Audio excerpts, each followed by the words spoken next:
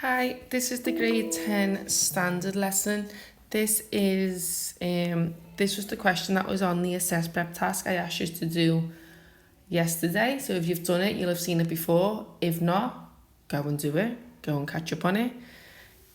There's a reason that I'm showing you this question. And it's because they always ask questions like show me, okay? And there was a number of students who just didn't answer this question at all. I don't think they could answer the first one, so they just didn't answer the second one.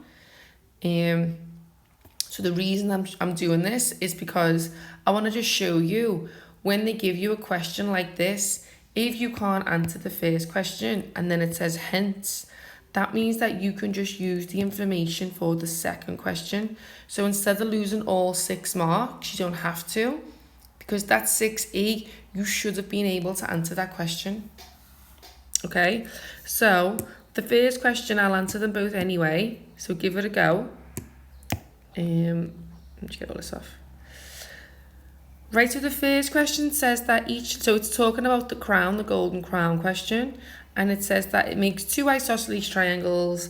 So the height here automatically makes a right-angled triangle. It's made up of a semicircle as well. It wants us to show the height of the triangle is 30. Okay, so it's a right-angled triangle. If it's an isosceles triangle, when they're split up, it's 2 congruent triangles. So that means that this would be 10 millimeters. So if I draw the triangle over here, just so you can see what's happening. We're trying to find H. The bottom is 10 millimeters and the angle is 71.56. So for this question, you should just be using SOHCAHTOA. Okay, so this is the opposite and this is the adjacent. So this is in the formula booklet. Silly old horses can't always hear the other animals. So because we've got O and A, we're going to be using TOA. So you know by now, if you've done this with me, I like to use the triangle.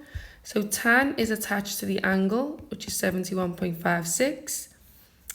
The adjacent, which would be at the bottom, is 10, and I am looking for the opposite, which is H. So that just means in this triangle that we have to multiply them together. Okay, so if you multiply them together, the answer is around, I think it's like 29.9 something. So if you round it to the nearest whole number, it's 30 millimeters. Okay, if you were not able to do that, we're going to practice trigonometry today. But if you were not able to do that type of question and you're like, no idea, it doesn't mean the question's finished. It just means, okay, well, in the next question, hence calculate, I can use this 30 meters now. I can use this millimeters as the answer because it's already told me. It was in the function question too. You can use it. It's not a problem. Okay, so the area, we've got a triangle and we've got a semicircle. So a triangle is a half base times height. It's in the formula booklet. Okay, you don't have to remember these formulas. A semicircle is half of a circle. So pi r squared divided by 2. And then we just got to add them together. And it's an easy 3 marks. So a half, base is 20, height is 30. And we need to add to this pi r. If you look at the bottom shape, the semicircle, the diameter is 20. So the radius is 10. So 10 squared divided by 2. Okay, so I put that straight in my calculator now. Add 300. The answer is 479.08 millimeters squared. Okay. Right, what we're going to move on to now then is just another trig question. They come up a lot. This question, the start exactly the same on extended and standard, so that means it is should be very achievable. So we've got a snow cone. The top is ice, which is a sphere, and then it is sitting on a cone. Okay, so if you go down the first question, here's another show me question. So because it says show me, that means even if you can't, you can still use this in the next question if it's needed. Right, so it says show, the radius is this. Well, if you look at the shape, you should be able to see you've got an isosceles triangle. Just like the last question, we can cut an isosceles triangle into two equal right angles. This is the radius. This angle is 75 because it is half of 150. And then at the bottom is 2.7 because it is half of 5.4. Then what you do, we're looking for the R, so let's label it. So this is the opposite, and this is the hypotenuse. So if we go back to SOHCAHTOA, we're going to be using the first one because that's where O and H is. So in the triangle, S, O, and H, it's going to look a little bit like this. So sine 75, hypotenuse, I don't know, but the opposite is 2.7. So that means I'm going to divide to get what the hypotenuse is.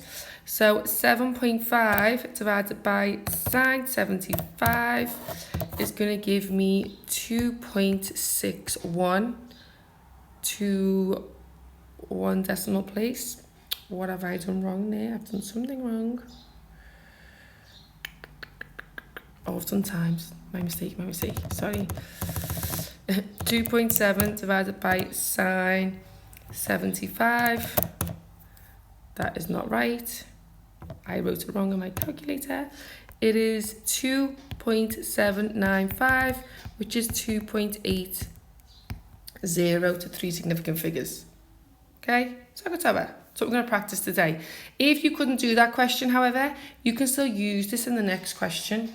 Okay, so we had the sphere, which is 2.80, and this was the ice.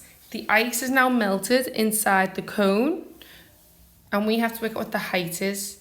So first thing is, if we're talking about the ice and the space it takes up, we're talking about volume, aren't we? So we can make out the volume of the sphere. You have the formula booklet. So the formula for the volume of a sphere is 4 over 3 pi r cubed. So we know that the radius we've been given in the last question. So we know what this is. So we put that in the calculator, 2.8 divided 3. The answer is 91.95. Okay. Then if we go actually to the shape, we know the volume of the cone is the same with the water because it wants to know how high the water is. So the volume for a cone is 1/3 pi r squared h. And you know this from the formula booklet. So they have to be the same volume. The radius I can work out because it is half of the diameter, which we were given.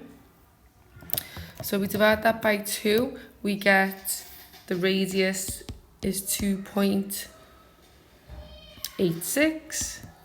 So that means 1/3 times pi times 2.86 times by the height has to be 91.5. So I can just divide 91.95 by 1/3 pi 2.86. That should be squared.